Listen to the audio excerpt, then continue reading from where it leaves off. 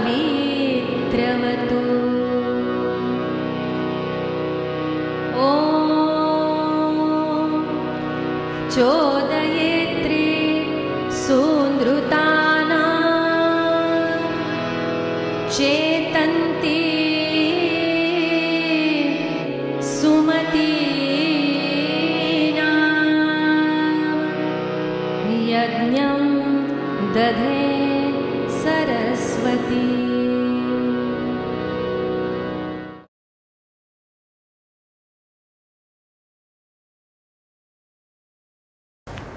Today we will delve into one of the most exciting yet most misunderstood and enigmatic fields in the subject of physics, namely quantum mechanics and quantum physics. Now, why are these fields of such great importance? So that in the past 150 years, more research and more Nobels have gone in these and allied fields than all other fields combined together. Why is this field being popularized at such a huge rate in the West, and why it is so important to our civilization? These are some of the aspects of this field that I will also be touching upon. So, to begin with, let us start what we mean by the term quantum mechanics or quantum physics. Now we know physics is the science of matter and energy and the interactions between them. So, what do we mean by quantum physics or quantum mechanics? Now, quantum comes from the Latin word quantos, which means counting of or number of. Now, why this is so important is because in the 19th centuries, everything was thought to be continuous. Energy was thought to be continuous, time was thought to be continuous, space also was treated as a continuous variable. And what happens with the continuous variable? Well, simply, can one count, if this is the real number line, can one count the number of points between 1 and 2? No, because that is an infinite set. And even if I pick something like 1.1.5 and 1 and 1.6, I would find a infinite set of numbers there. Now, these sets have no breaks in between, so hence they are called continuous. But consider the set of natural numbers or integers. There you don't have 1 and then you have 2. You don't have something between 1 and 2. There is no natural number between 1 and 2, between 3 and 4, and so on. So you can say in a sense that since you can count the natural number series or integer series, natural numbers are quantized. Similarly, there is one or more types of quantization in quantum mechanics and quantum physics. Now, some of you may already be familiar a bit with quantum mechanics and quantum physics and think that it is a science of really small objects or physics on a very small scale. Be that as it may, that is not true, because while it is true that quantum effects are appreciable on the small scales, it is not true that they do not apply in our everyday lives. And this is one of the misconceptions I am setting forth to correct during the course of this talk. Now, we understand that something is now, instead of being continuous, has been made into something countable. Now, what was that something countable? That was the first question that comes into our minds when we are describing quantum physics. And how does that change things drastically when compared to, say, classical mechanics or Newtonian physics, where S is equal to ut plus half at square? How does that change our outlook towards nature, because what science is basically an objective study of nature, and science cannot be something that is outside nature. We have to study only those things in nature. So now, to understand this fact, how the quantization came in, we will delve a bit into the history of how quantization came in. Now, some of you must have done Stefan's law experiment in physics. Most of you who have done the 12th standard physics will remember the black body cooling laws. Now, what do we mean by a black body? It's a body that absorbs very little heat or light and reflects almost all of it to its surroundings. That is a rather crude way of defining a black body, but that is a simple yet technically correct way of defining it. Now, therein lied the first problem. The problem was that physicists were studying how the wavelength of the most intense light coming from a black body varied with its temperature. As they were studying this, where they found that there are two regions in this spectrum, and they found that no one law could completely describe the entire spectrum. On the very low wavelength side, or the low to intermediate wavelength side, you had something known as the Wien's law, and on the high wavelength side you had Rayleigh-Jean's law. And the problem with both were that as you increase frequency, both led to one or the other type of catastrophe. In case of Wien's law, it led to the ultraviolet catastrophe, where as frequency increased, the energy increased and went to infinity, which was not possible because we know energy is not infinite. It is not an imaginary source where you can draw anything. It is a resource.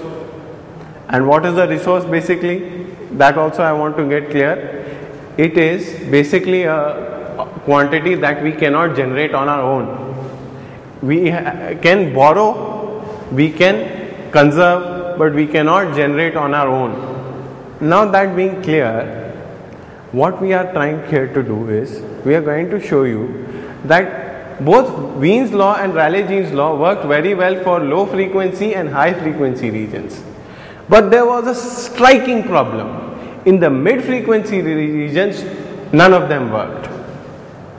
And that created a problem, because at that point of time people thought physics was complete, and if physics is complete, then a complete theory should be able to explain each and every physical phenomena present, but it was not able to do so. So people thought about it long and hard. Lot of conjectures were made, but none was self-consistent. In a few years, each conjecture started to contradict itself, until the empirical work in science, the proper work term for results derived from experiments is empirical result. There was an empirical result by Max Planck. Yes, the famous Planck, after whom Planck's constant is named. What he did was, he observed the black body spectra and then he extrapolated what the law should be. And the striking thing he noticed was that the energy of the radiation field did not depend upon the intensity of the light source or the temperature. It depended only upon the frequency of light emitted. So that got him into a quandary, because if it depends only upon the frequency of light emitted, it means the more intensity I am getting, the more light I am getting, right? More energy I am emitting, and it depends. Energy depends only on wavelength. So he concluded from that instead of energy being continuous, it was being exchanged in units of the frequency, and he calculated a certain constant known as the Planck's constant in his honor.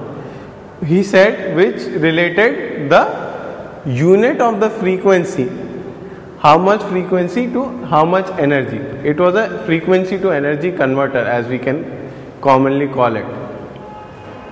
Now, why was this startling? Because until then everybody understood that energy is continuous.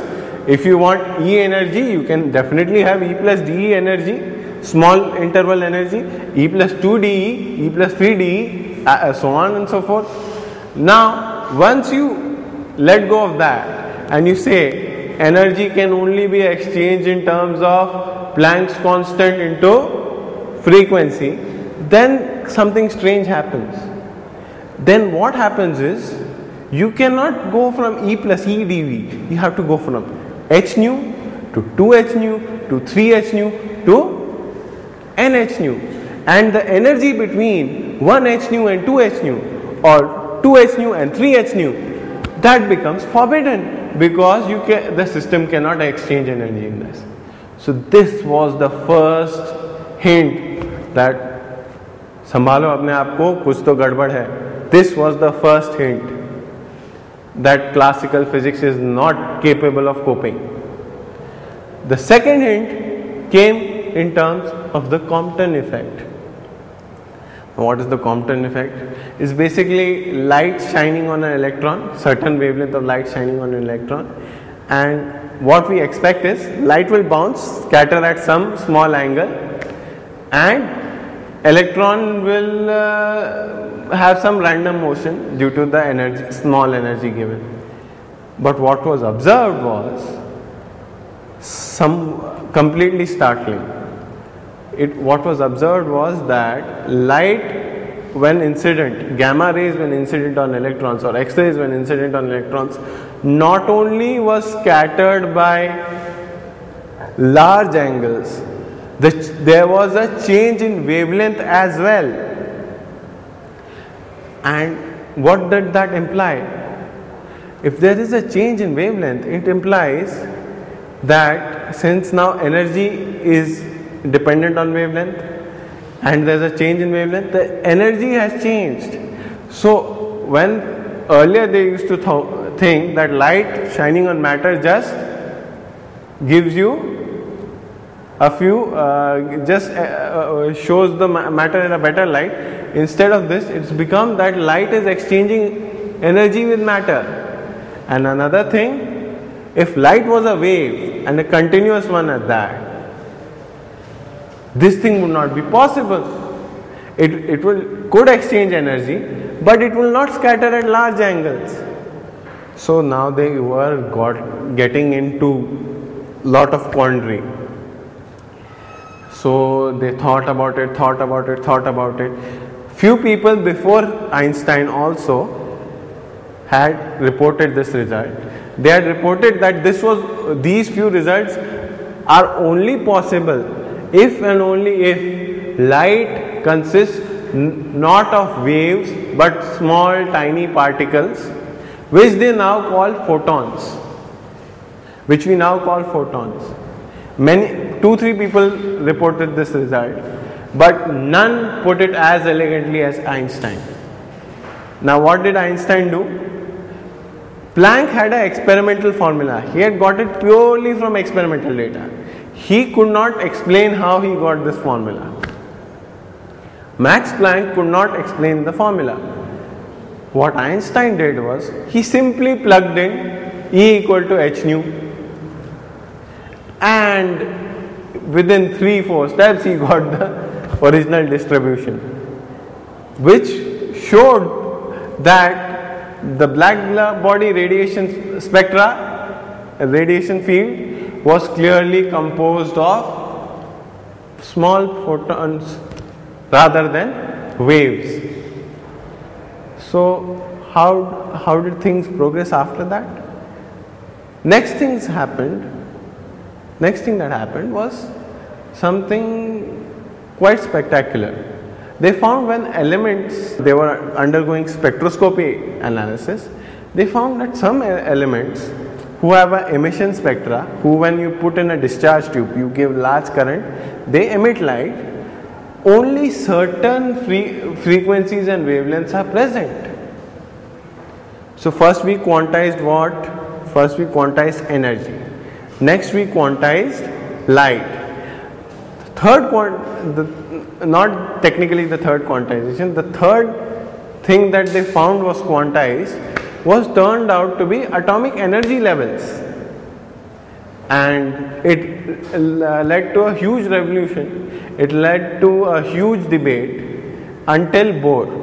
Now Niels Bohr knew he could not explain why these energy levels are quantized, but he could show you which energy levels are quantized. And which was those?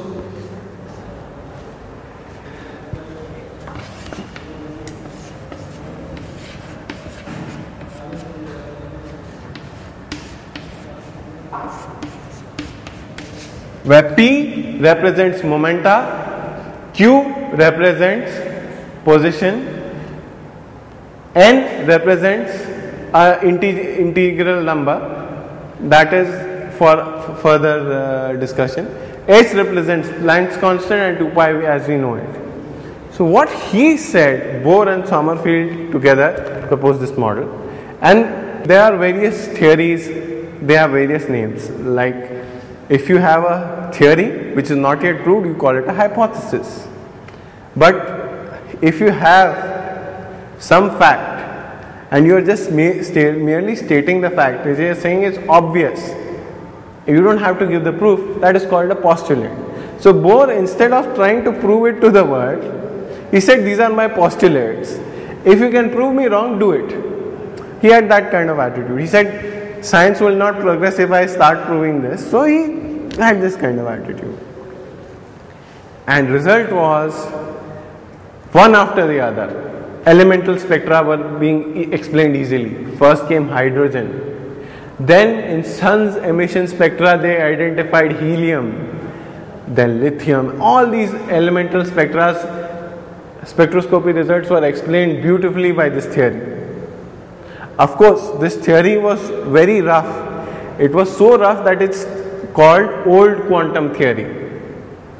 Okay, it had none of the finer technical refinements of the quantum theory that we have in the present sense. Now, this is purely the historical development. This was the old quantum theory. After that came the new quantum theory, which was what? Basically, it said, since I know that I cannot definitely find the position, Heisenberg uncertainty principle is pretty famous. While Heisenberg meant it to be fuzziness principle, it is now known as uncertainty principle. Now what he said was that simultaneous arbitrarily precise measurements of conjugate variables like momentum and space coordinate are not possible. Now what that meant was, I didn't know the exact state of my system. मेरा कोई भी system है, suppose A. If I have a system A, I don't know whether it is it can be in x plus delta x, px plus delta x, delta px, such that delta x, delta px is greater than equal to h bar by 2. Now what does that mean? That means I cannot have any more precision than this. So my state of the subatomic particle is uncertain. I do not know till arbitrary precision. So what do? Instead of using particle Newtonian mechanics, Schrödinger had a brilliant idea. By then, Louis de Broglie had shown if light, which is a wave, can behave like a particle, then under suitable conditions, you can also observe wave behavior of nature. Now, what do you mean by wave behavior of nature? I cannot diffract with this desk. I cannot interfere with that bottle. So, sir, you will say, how come we don't see this nature? The reason is that our masses are so big that we cannot observe our wave nature in our day-to-day lives. But it exists. It's not like it does not exist. Okay. So, Schrödinger used that idea. My matter can behave like a wave, and then he used something very simple, the wave equation. Okay, now what is the wave equation? It is simply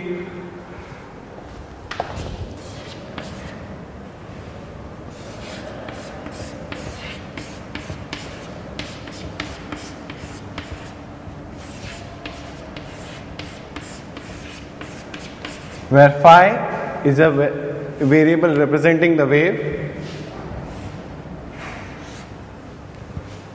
c is the speed of the wave, and del represents partial differentiation. Now in this, he knew for any wave, speed is angular frequency divided by angular wave number, omega by k. So this will be k square by omega square. Now, using de Broglie's principle, he calculated k, omega, put it inside, and voila, the Schrödinger equation appears out of nowhere. So basically, Schrödinger equation, though it is an energy balancing equation, it is a natural extension of the simple one-dimensional wave equation. There is no other fundamental concept to that.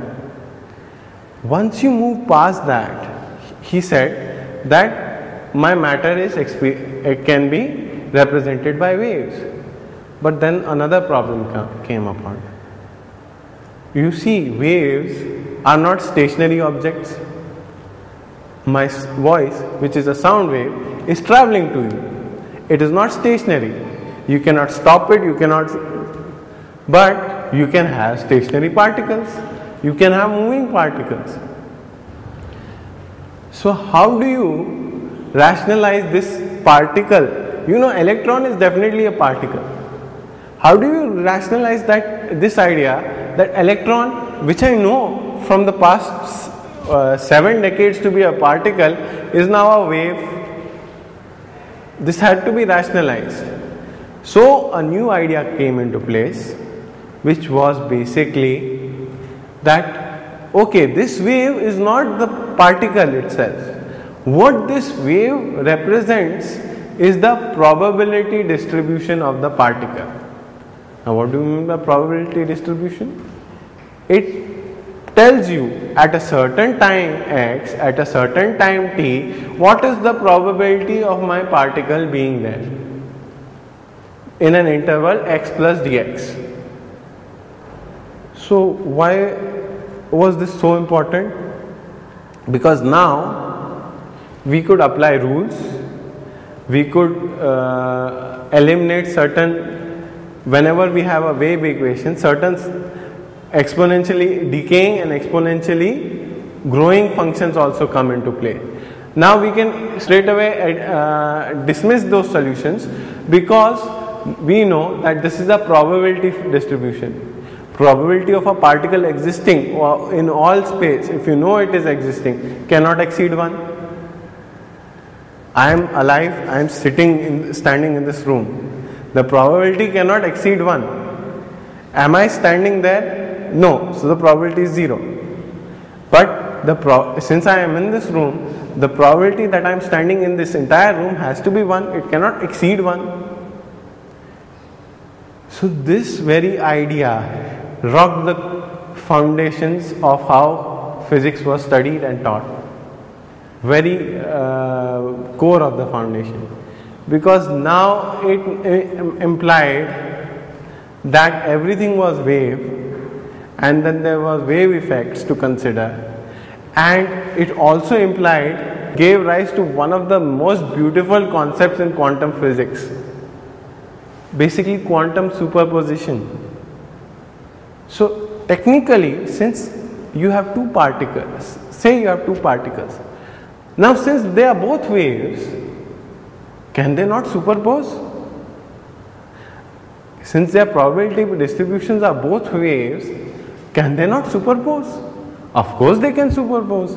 There is no restriction. I have not said anywhere that thou shalt not superpose. It's not a commandment in physics. So how do you rationalize that with your physics? The answer is that you cannot rationalize this with classical mechanics. This led to a whole new world of physics. Basically, this led to the development of one of the most researched fields in quantum physics today, that is quantum computation and quantum information technology. The very fact that I could be in a superposition of both of my possible states, or I could be a superposition of one or more particles, that very fact has changed the way we look at physics. And these days, this is the biggest bone of contention in modern physics. Is it there? Is it there?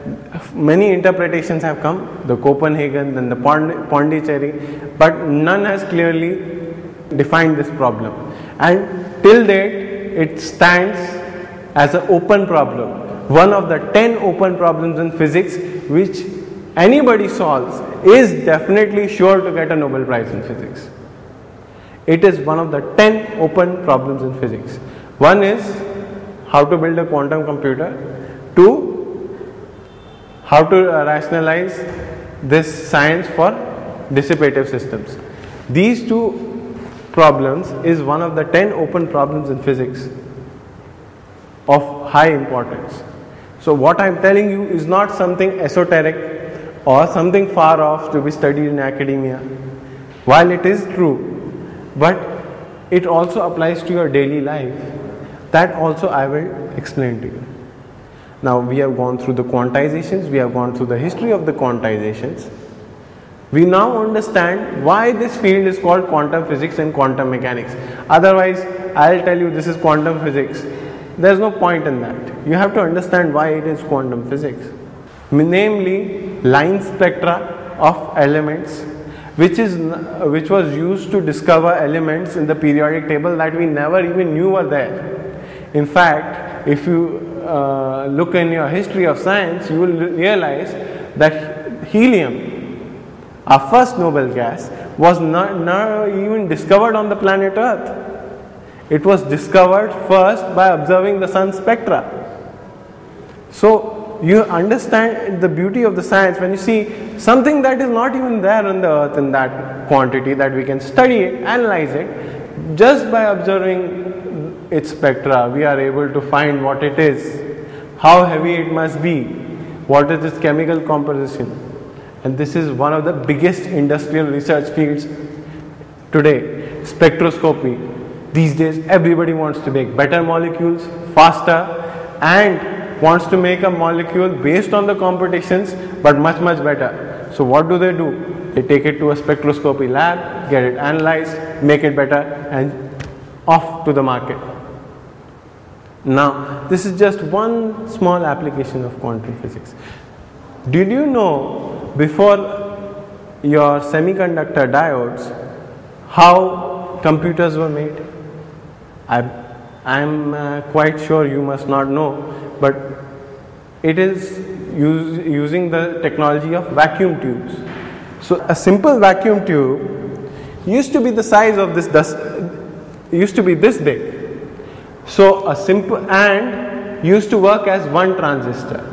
Now a normal modern computer which has 1 trillion transistors, just scale this building, Aurobindo, plus the next building, KJSSC, will be encompassed in vacuum tubes to build just one simple home PC, that to i3, not i7. This very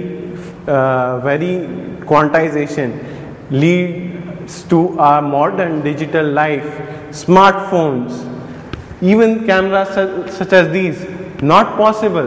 While for cinematography was possible without quantum mechanics, such advanced digital photography and videography is not possible without quantum mechanics. Consider your your everyday routine. What do? You get up because of the alarm in your phone. You pick up your phone. Now, these days everybody has a smartphone.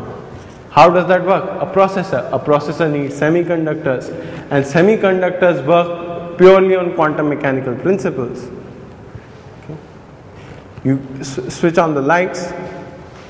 Even there, how light is produced via various sources, purely quantum mechanical principles.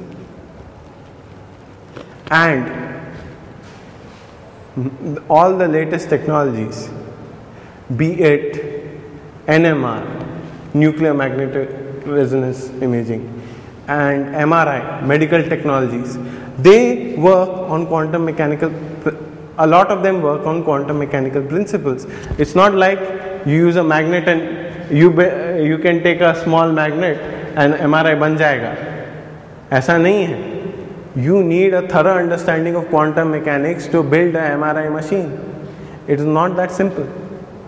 So now, while we are all told that quantum mechanics is a purely academic field and not worth studying to some people, we seldom realize that our modern digital world would be impossible if not for quantum mechanics and quantum physics. This is my humble effort at correcting some misconceptions around quantum mechanics. Have a nice day. Thank you.